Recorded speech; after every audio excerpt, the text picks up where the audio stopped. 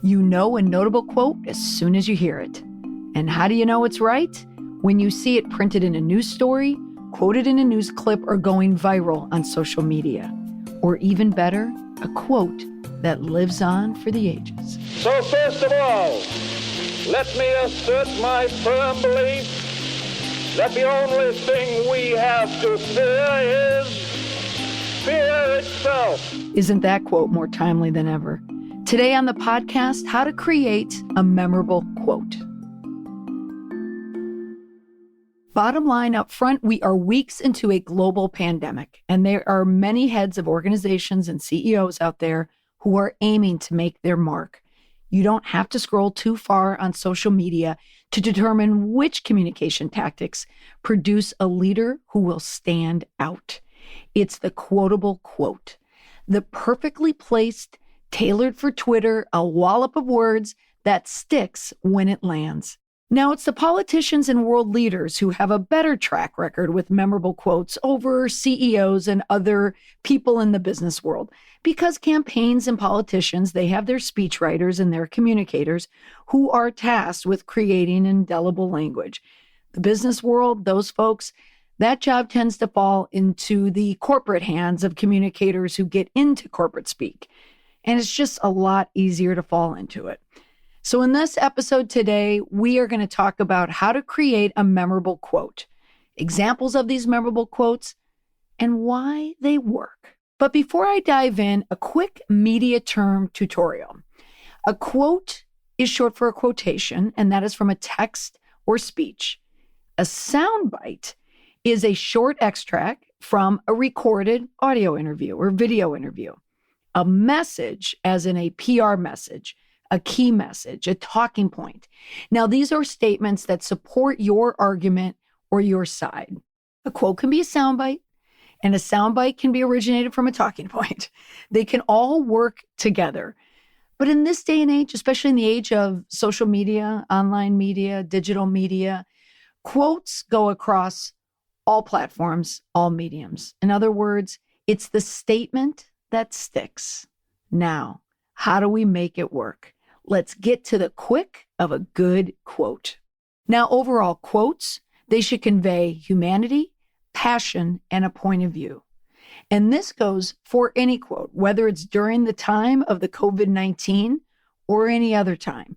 You always want to speak to the people, the person, the passion behind it, your mission, your value statement, and then your point of view.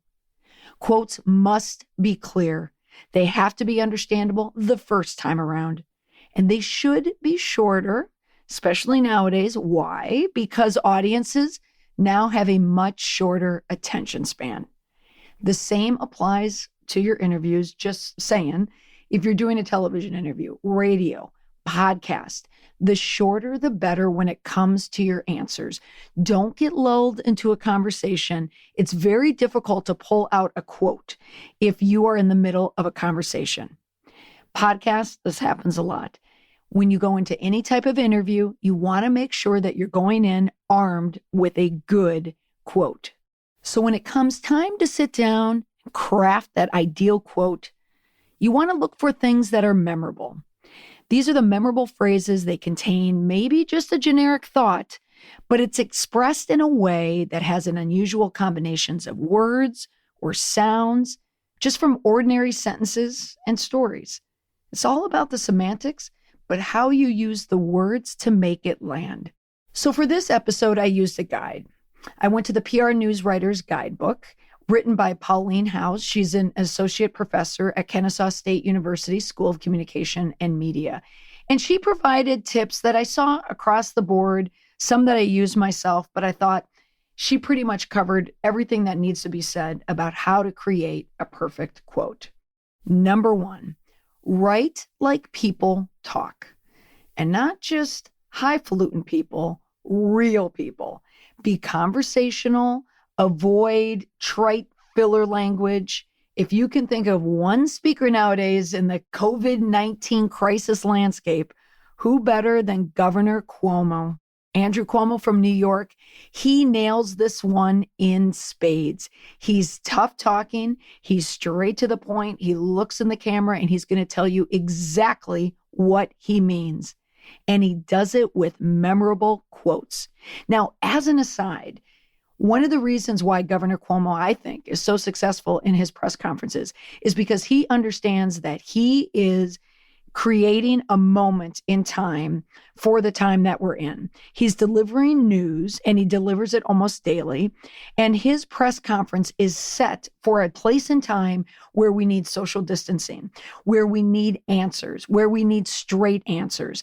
Governor Cuomo doesn't want to waste any time with fake news or misinformation. He wants to get to the point directly. He is very, very protective about his state of New York, and that is very clear. I think Governor Cuomo and his press office, they are rewriting the book, the playbook for how to nail a press conference. Now, if you were to watch Governor Cuomo's press conferences, you will notice that they are much different than any other press conference that you see. As I mentioned, he is rewriting how to do and how to conduct a very, very effective press conference. He deploys this new tactic. It's a split screen graphic. Now, we've certainly seen it before, but not in precisely this way. You'll see Governor Cuomo to the left of the screen. The camera rarely moves off of him, so he can constantly be directed, looking at the people, looking at the camera and speaking to them, because he knows, his staffers know, that part of his nonverbal, his tone, his voice, his look, is all about the power and the power of his communication. To the right on the split screen, it's almost like watching a PowerPoint. You'll see a slide deck with bullet points that are laying out precisely what he's talking about. It's incredibly effective. And you don't need to live in New York and be a part of the New York media market to see these press conferences. They're on air. So that is the reason why President Cuomo is trending on Twitter. So what does it sound like when you get a real person talking? Sounds like this. So I say, my friends, that we go out there today and we kick coronavirus ass. That's what I say. And we're going to save lives, and New York is going to thank you. God bless each and every one of you. Next, to create a memorable quote, you want to use phrasing that is memorable and helps create a picture in a person's mind. To it, 1988, you had the vice presidential debate, the candidate for the Democrats, Senator Lloyd Bentsen, to the Republicans, Senator Dan Quayle. Dan Quayle brought up the name of a previous popular president, John F. Kennedy, the 35th president of the United States. And on a depressing side note, if you have Gen Z kids or junior staffers in your office, a millennial, go ahead and ask them if they've ever heard of Lloyd Bentsen or Dan Quayle for that matter. Go ahead, go ask them. That will not make your day. So a memorable quote for people who are old enough to remember it came from this exchange. I have as much experience in the Congress as Jack Kennedy did when he sought the presidency. I will be prepared to deal with the people in the Bush administration if that unfortunate event would ever occur. Senator Benson? Senator, I served with Jack Kennedy. I knew Jack Kennedy. Jack Kennedy was a friend of mine. Senator, you're no Jack Kennedy. It was the phrasing that made that quote so memorable.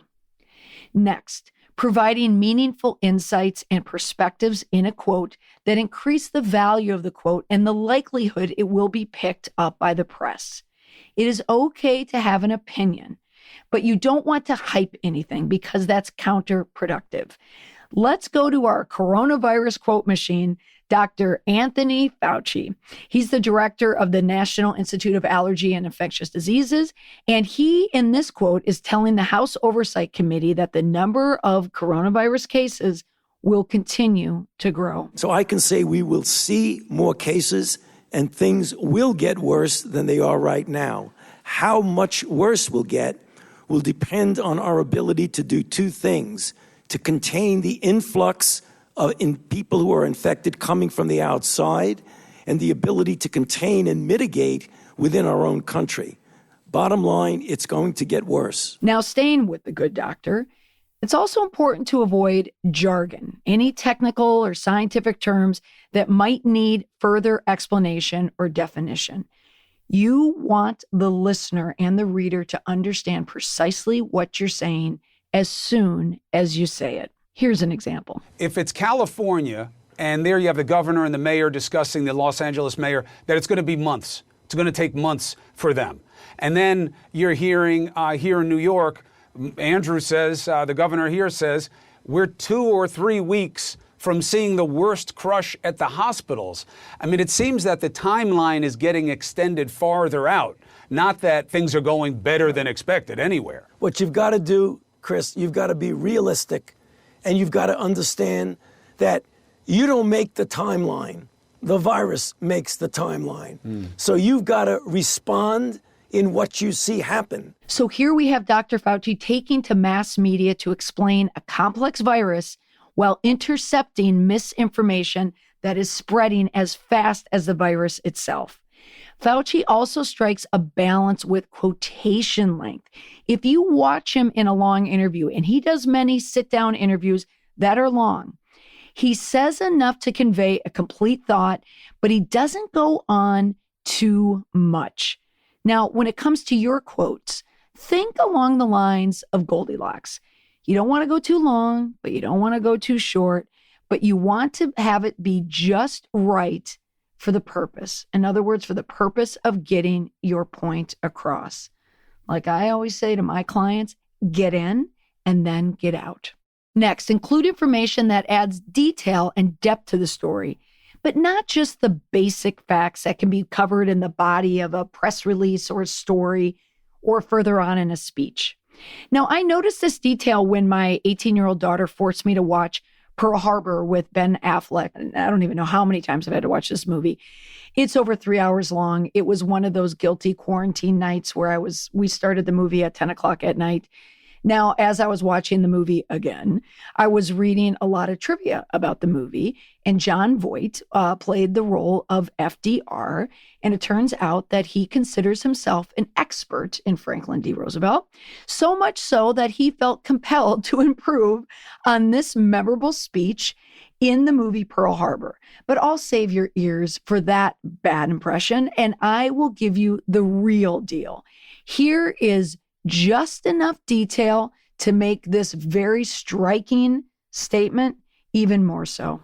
Yesterday, December 7th, 1941, a date which will live in infamy. The United States of America was suddenly and deliberately attacked by naval and air forces of the Empire of Japan. It was the dates and the details that helped create that statement, a statement for infamy. Next, use a straightforward style when attributing a quote. Now listen, the verbs said and says provide a direct way to attribute a quote. But if you use attribution phrases such as according to or stated or commented, any type of that stilted writing, it's going to sound stilted if you speak that way. You want to be able to write a quote how you speak. Here's an example where he said it the right way. And while I'm very proud of what we've achieved together, I'm far more mindful of my own failings, knowing exactly what Lincoln meant when he said, I have been driven to my knees many times by the overwhelming conviction that I had no place else to go. Next, consider the appropriate tense for the subject and the type of news story. So when you're referring to a completed action or referring to something that has already happened, use the past tense. For a more timeless tone, the present tense works as well. And that's where stories come in. Stories are a great way to get noticed, to get your story noticed, to tell a story, to get to a point, but you're also using the appropriate tense for the subject matter. Here's a quote and a story from the director of the Ohio Department of Health, Dr. Amy Acton. Now, she's another rising star and is in that orbit with other big names in the spotlight around COVID-19. Here, take a listen from a quote by Dr. Acton. That's a story. Ruby said she's 9 years old. She's at home with her little brother. I had a little brother growing up. She said, I'm happy you see a bright future for us. And I want to tell you, Ruby, not only do I see a bright future for us, I see a bright right now for us. Embedded in a story about 9-year-old Ruby is a great quote, because not only did she see a bright future for us, she sees a bright future right now for us. She is yet another quote maker with a fan club of people calling for her to run for president. Next, with quotes, especially in the age of the call-out culture where people want to bring you down, make sure your facts are real and right. No fake news. Check the stats, the facts, and proofread to avoid any grammar or punctuation errors if it is a statement that is going to go out or go online. You don't want any typos. And finally, be sure to provide accurate names and spellings of anything that you're going to cite. Get your numbers right. However, here's a case where the math wasn't right, but this leader nowadays does no wrong. FEMA is sending us 400 ventilators. These are on the news this morning. We are sending 400 ventilators to New York. 400 ventilators? I need 30,000 ventilators. You want a pat on the back for sending 400 ventilators? What are we going to do with 400 ventilators when we need 30,000 ventilators? You're missing the magnitude of the problem, and the problem is defined by the magnitude. I had to add that quote in there as well, because here's a fact that he got completely wrong, but I'm sure you've heard this quote from him because it was still a powerful quote. Even though the people who reported on it noted that he got the facts wrong, the math wrong, the point was right. Now, the last thing that you must remember, especially in the age of social media, your quotable quotes must get boiled down to a tweetable truth. 280 characters is all you're going to get. So when you are creating that quote to last a lifetime, be sure that you create a quote that will make it in this time, the time of social media. 280 characters isn't a lot of real estate. And that's not just the letters, that's the space and the letters. So if you're creating any type of memorable quotes or banding quotes together, make sure you have one killer quote that will fit within the 280 characters. Now, if you are a leader who is managing your communications with your head just above water, keep listening to the podcast because I'm going to be producing a number of COVID-19 related episodes to help people communicate with better PR and communication tactics that will work in this time of the unknown. And if you want access to more content, I urge you to check out the COVID-19 Communicator Response Kit. On responsekit.org, you will find downloads of valuable content to help you reach your key stakeholders. The kit contains video interviews with other communicators working within the field, people who have experienced past crises that apply to this one. There are also templates for use as first drafts in your communications. You can use it as is, or you can take it, copy, paste it, and use it as your first draft. We have press releases, statements, status reports for your websites. Also just added wireframe templates for your website. So what you need to provide for your customers or members on your website to keep them up to date on your organization's response to the COVID-19 virus. And the most valuable part of the response kit is the Slack community.